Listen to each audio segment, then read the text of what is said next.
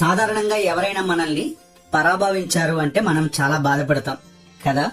కానీ 2026 ఉగాది మనందరికీ ఒక పరాభవాన్ని ప్రసాదించబోతుంది. ఏంటి, ఉగాది పండుగ గురించి ఇలా మాట్లాడుతున్నాను అని ఆశ్చర్యపోతున్నారా? 2026 మార్చి 19న మన జీవితాల్లోకి అడుగు పెట్టబోతున్న శ్రీ పరాభవ సంవత్సరం వెనుకున్న అసలు రహస్యం తెలిస్తే మీరు కూడా ఈ పరాభవం కోసమే ఎదురు చూస్తారు. చాలా మంది పరాభవం అంటే కేవలం అవమానం అనుకుంటారు. కానీ సంస్కృతంలో దీనికి ఒక అద్భుతమైన అర్థం ఉంది. పర అంటే అత్యున్నతమైన లేదా గొప్పదైన అని అర్థం. భవ అంటే పుట్టుక లేదా స్థితి అని అర్థం.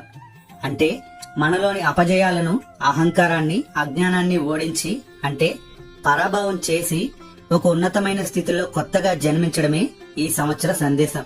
మనం పాత పద్ధతులను వదిలేసి కొత్త ఆలోచనలతో ముందుకు వెళ్ళడానికి ఇది ఒక గొప్ప సంకేతం.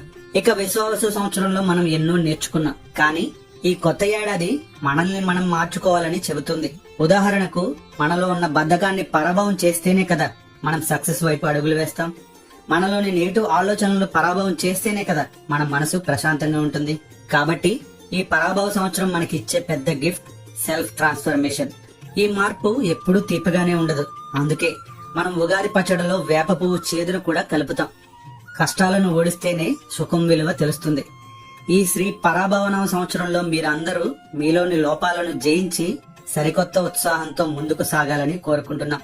మరి ఈ ఉగాది నుంచి మీలో ఉన్న ఏ అలవాటును మీరు పరాభవం చేయాలనుకుంటున్నారు, అంటే ఏ నెగిటివ్ క్వాలిటీని వదిలేయాలనుకుంటున్నారో కింద కామెంట్స్ లో షేర్ చేసుకోండి. ఈ వీడియో కనుక మీకు నచ్చితే లైక్ చేయండి. జై శ్రీరామ్.